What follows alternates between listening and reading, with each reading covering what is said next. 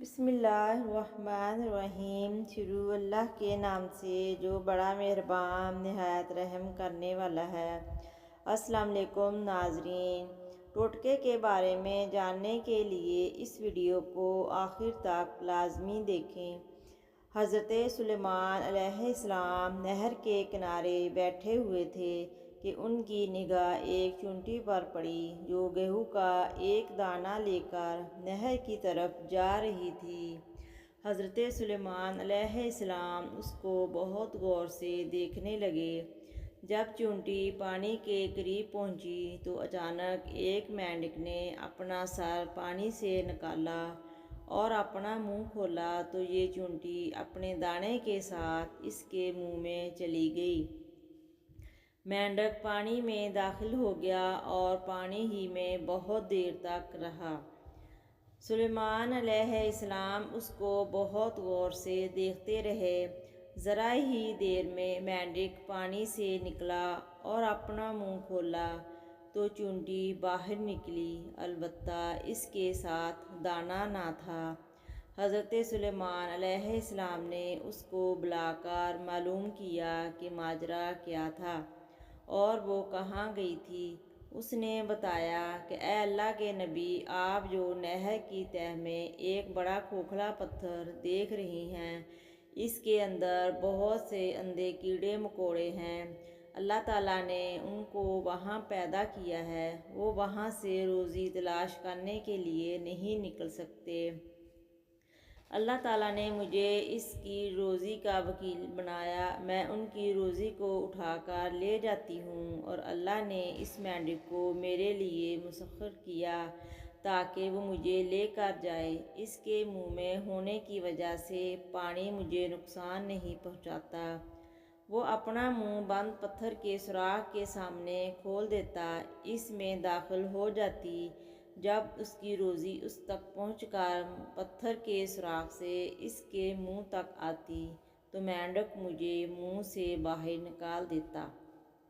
حضرت سلیمان علیہ السلام نے کہا، کیا تو نے ان کیڑوں کے کسی تسبیح کو سنا؟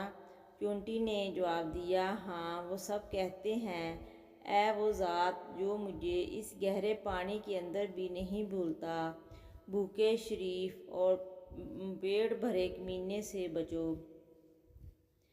آدمی کی قابلیت اس کی زبان سے نیچے پوشیدہ ہے۔ معاف کرنے میں جلدی کرنا انتہائی شرافت ہے۔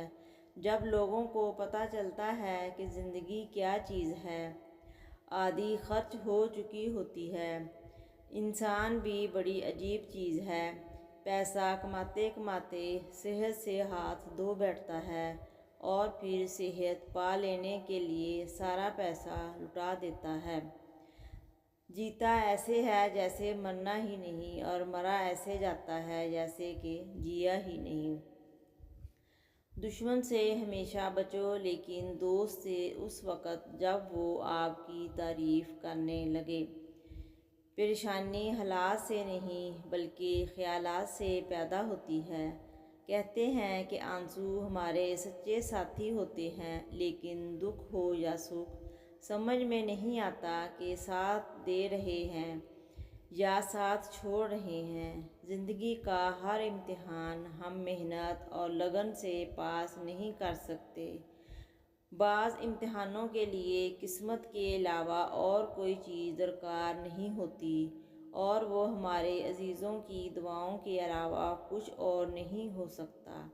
کسی کے ساتھ پیار سے مذاق ضرور کرنا، مگر یاد رکھو کبھی کسی کے ساتھ مذاق سے پیار مت کرنا۔ جب کبھی تمہارا دل بنا کسی وجہ کے بے سکون ہو جائے تو سمجھ لینا کہ تمہاری روح کو اللہ کے ذکر کی ضرورت ہے۔ اپنی اصلیت اور حقیقت کی یاد آوری عموماً انسان کو بھٹکنے نہیں دیتی۔ حکیم لقمان رحمۃ اللہ علیہ نے فرمایا، زیتون کے پتوں کو کچل کر ململ کے کپڑے میں لپیٹ کر دبائیں، رس نکل آئے تو اس میں شہد ملا کر رات کو 3 قطرے کان میں ڈالیں، کان ٹھیک طرح سے سننے لگ جائیں گے۔ شکریہ۔